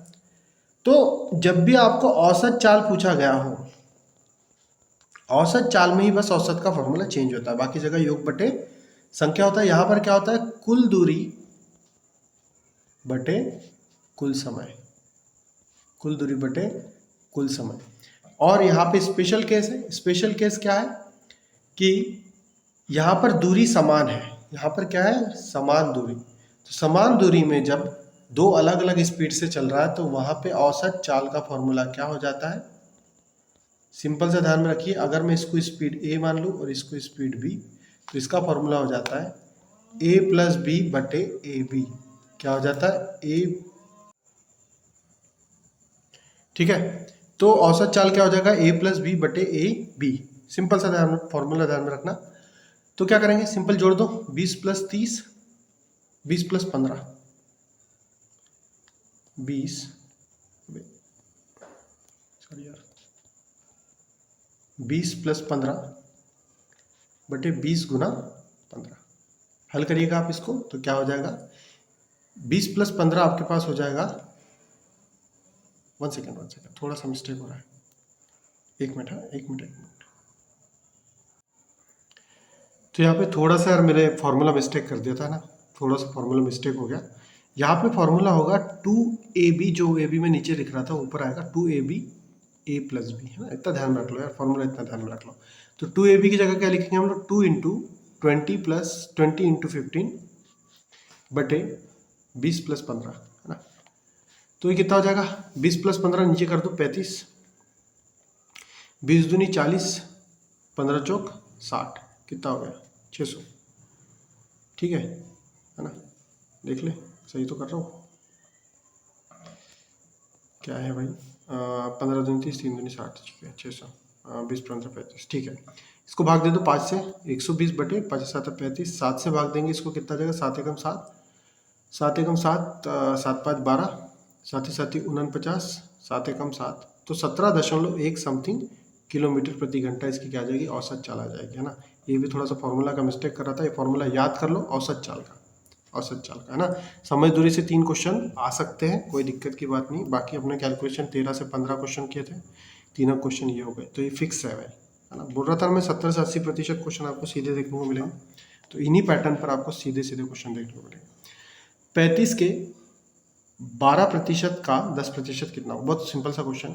35 के या का लिखा है तो उसकी जगह गुना लगा दो, 12% को 12/100 लिखते हैं, का की जगह का, 10% को 10/100 लिखते हैं, सिंपल सा है। आगे हल करेंगे, ये शून्य, अच्छा एक ही कटेगा, ये शून्य से ये शून्य कट गया, 35 गुना 12/100 और ये शून्य जो बचा था 1000, 35 दूनी 70, हासिल का 7, 35 एकम 35, 7 5 12, 42 और ये 0 1000, तो कितना होगा ये, आगे सॉल्व करेंगे इसको, तो ये शून्य से शून्य कैंसिल, 100 नीचे है तो कितनी संख्याओं के बाद दशमलव लगेगा, 1 2 शून्य, इसलिए 2 संख्या के बाद 2 4 या दशमलव 0.42 आ गया, ठीक है। तो ये हो जाएगा हमारा आंसर, ये सिंप्लीफिकेशन का क्वेश्चन है। तो इस तरीके से हम लोग ने टोटल मोस्ट इंपॉर्टेंट कितने क्वेश्चन देख लिए, मोस्ट इंपॉर्टेंट यहाँ पे आपके मैंने 40 क्वेश्चन कवर कर दिए। इसी पैटर्न के आधार पर आपको पूरे क्वेश्चन आपके एग्जाम में सीधे सीधे देखने को मिल जाएंगे, है ना। तो ये चीज़ें मत छोड़िए और आपके दोस्तों से भी इसको शेयर कर दीजिए, उनका भी फायदा हो जाएगा। और जैसे कि मैंने चैप्टर बताया था, ये चैप्टर आप लोग फिर से देख लीजिए, बहुत ज़्यादा इंपॉर्टेंट है। पहला चैप्टर औसत, दूसरा चैप्टर प्रतिशत, तीसरा चैप्टर हमारे पास में ब्याज हो जाता है, चौथा चैप्टर सरलीकरण, पांचवा चैप्टर हमारे पास में भिन्न, पांचवा चैप्टर भिन्न हो जाता है। और अभी हमने देखा समय दूरी, समय दूरी बहुत इंपॉर्टेंट चैप्टर हो जाता है ना।